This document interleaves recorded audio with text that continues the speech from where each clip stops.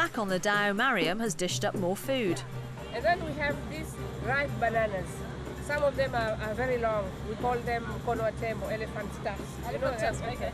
We use this coconut, we break it into two, yep, and then grind it, and then we get this coconut. Yes. We use the cardamom powder, put it there, put a lot of raisin on it, and we boil it. Okay, well, let me try it and see what it tastes like.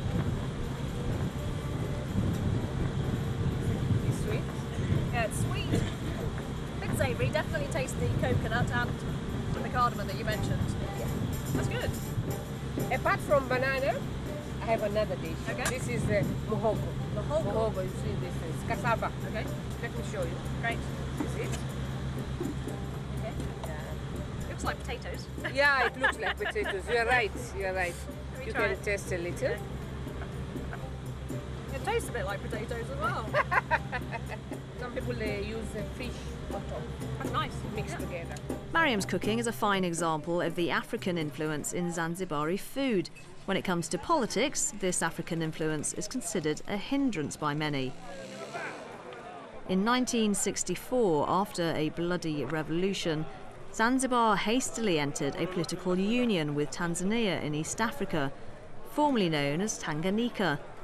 The union was designed to prevent the spread of chaos in the region, but for many in Zanzibar, this was the beginning of decline. When the union was formed, immediately 11 union matters were created, and therefore the power over those 11 matters shifted to the mainland. Zanzibar government with very limited autonomy, which is constantly shrinking. Decision-making powers now rested with the union government based in Tanzania's capital city, Dar es Salaam. All the taxes are paid in Dar es Salaam, and we buy everything from Dar es Salaam for Zanzibar, not like before. Before, everything were imported for Zanzibar, and the ships were coming to Zanzibar. So many ships and so many dhows. Now, you hardly get one ship, 3 ships in a month. Nasser Mazrui comes from a long line of Arab merchants who've traded in East Africa for over 300 years. But today he finds it easier to build hotels rather than to trade. We have our cargo within 4 weeks or 3 weeks. Now 4 months, 5 months, because the port is not working. There's no business. The business has been killed completely. This is Zanzibar Mill. Shirali Chamsi runs a successful hotel business, but compared to his Indian ancestors who made a name for themselves in the spice trade, he feels there's a distinct lack of opportunity now. We have got all the potentials, we have got all the things, but we are being deprived of that one by the union affairs. But trade isn't the only thing that's been frustrated by the union. Football has too. And with our big match drawing close, I've joined up with the women footballers for a much-needed training session. I'll be just what you want. I'll be just what you need. As we're playing a men's team, the challenge ahead is tough, but these girls have never had it easy. In recent years, the Zanzibari Football Association sought full membership of FIFA, but the World Football Governing Body rejected their application on the grounds that the island is not an independent state. On the other hand, the Tanzanian Football Federation on the mainland, known as the TFF, has been receiving full support. Zanzibar didn't get direct assistance from FIFA. All assistance going to TFF, and this TFF, I can say they do a lot of things, but normally or mainly in the mainland, rather than Zanzibar. We play just as well as they do. They play with 2 legs, so do we. They can head the ball and so can we. But whenever there is a tournament, they leave us out or just select one person from our side. I just wish Zanzibar had its own team, so we wouldn't have to be part of the Tanzanian national team. Only then could we compete in other countries. As part of the Tanzanian team, we don't have a chance. And it's not just the women's football club that's demanding greater independence. The voice of dissent has been growing elsewhere too. While Mariam continues her cooking on the dhow, I've decided to explore the region where most of Zanzibar's food and spices are grown. We're at the domestic airport in Nguja. It's jam-packed. It's not normally as busy as this, but all these people are heading off for the religious celebration of Hajj. We're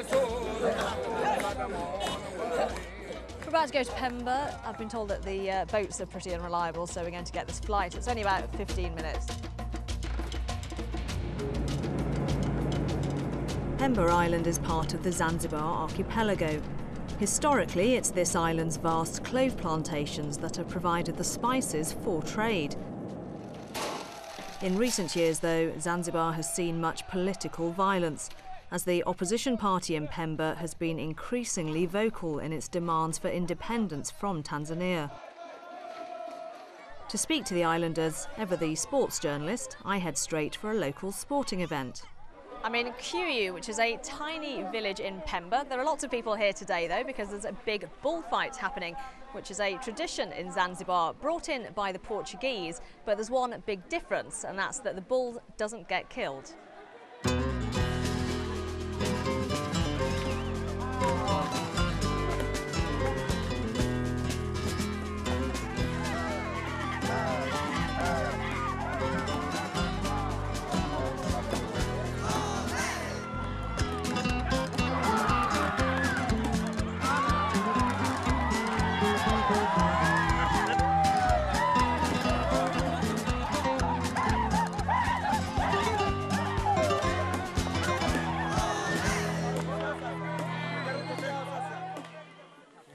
Afterwards, I've come to talk to the bullfighters, who, like everyone else that I've met, are mad about football. All of them are Arsenal.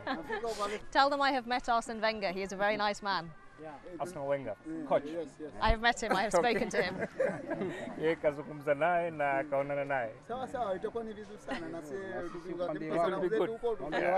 send their greetings. I will do. Well, Arsenal's coach Arsene Wenger may be popular here in Pemba, but politics arouses even bigger passion among the bullfighters. Whenever aid is brought to Tanzania, it doesn't go to who it's meant for. It goes to people with big bellies. Small people like us don't get any benefit.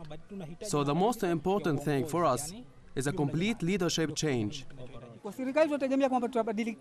We're hoping for change. We want to have a leader whom we voted for. Others feel union with Tanzania has made them second-class citizens. Even our most qualified people can get jobs. They, on the other hand, give jobs to their friends who are not even educated. I want to see independence as soon as possible. We should stay as Zanzibar, and Tanzania should remain as the mainland. In the streets of Pemba, the political fervour that I've seen in the bullfighters explains itself. The scene here speaks of neglect and economic hardship, a stark contrast to the tourist boom I saw earlier in Zanzibar's main town. But the disparity between the two parts of Zanzibar doesn't stop people from being united by a desire for change. Why it should happen, and why should not we fight to revive it and to achieve what is lost? We can't breathe, you know. We can't breathe. We're not free to breathe. But with that anger and despair, there is vision and determination too.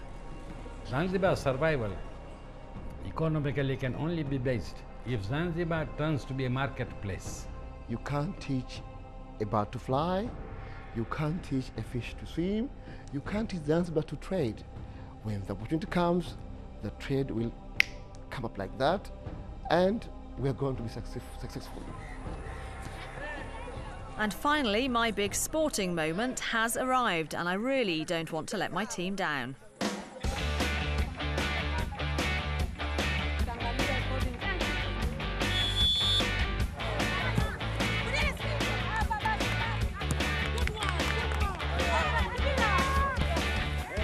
They're a hell of a lot more fit than I am. Not losing yet, though.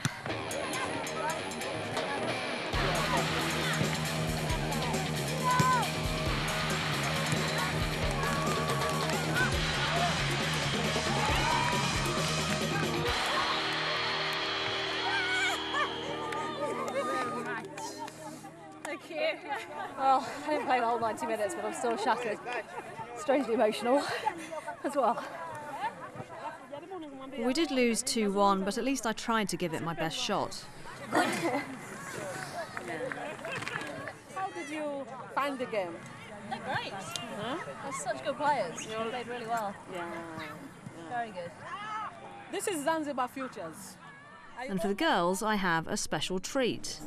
Okay, girls, now we are going to have our feast. Please welcome. Karibuni, jamani.